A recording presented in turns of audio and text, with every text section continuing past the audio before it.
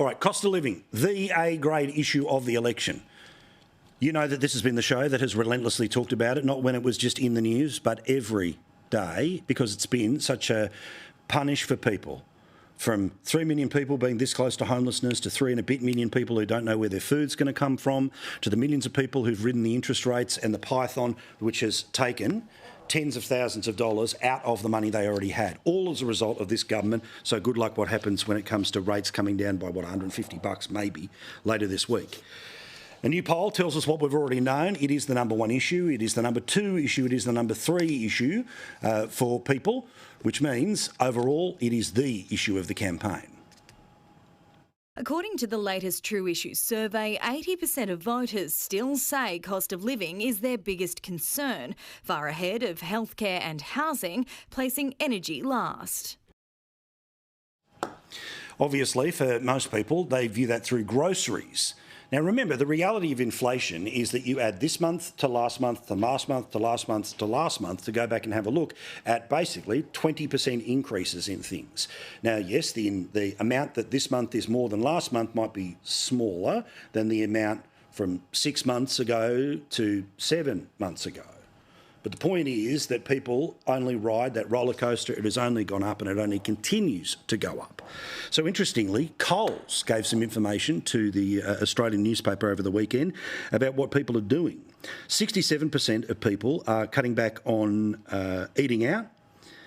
58% of people are trying to buy things that are discounted inside of the store, or 46% of people are trying to go and find those cheaper brands. So good luck when the Prime Minister wants to tell us that we've turned the corner, everything is awesome. If you aren't buying what you were able to buy before this bloke became the Prime Minister, if you are paying tens of thousands of dollars more for your mortgage than before this bloke became Prime Minister, remember what their promise was. Their promise was that a Labor government would lower the cost of living. Where? For who? Even the people that they tout as being supposedly better off, they are not better off compared to where they were a couple of years ago. Which means it's time to do the Jedi mind trick. Let's change the subject if they possibly can. In the very same story, where it showed the extreme majority of Australians' number one concern was cost of living, this is Labor trying to revive the garbage from the 2016 election around Medicare. If you ever want to upset Peter Dutton, wave this in his face. It's like garlic at a vampire, because he hates Medicare.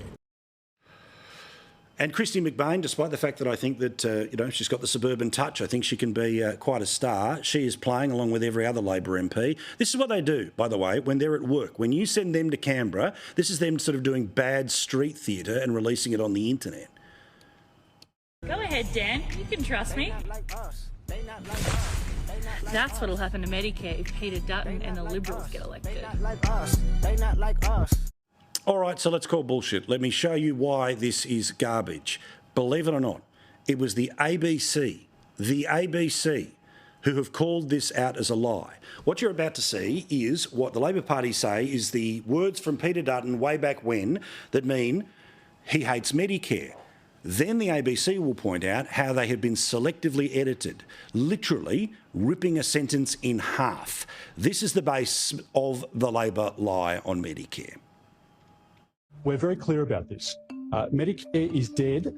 They can't be for free. We have to pay for a world-class medical system. The thing is, his words have been taken completely out of context. It's a Labor attack ad that selectively edited a 2014 press conference to twist Peter Dutton's words. The edited video has been viewed by almost 200,000 people, but we've found an original version. We're very clear about this.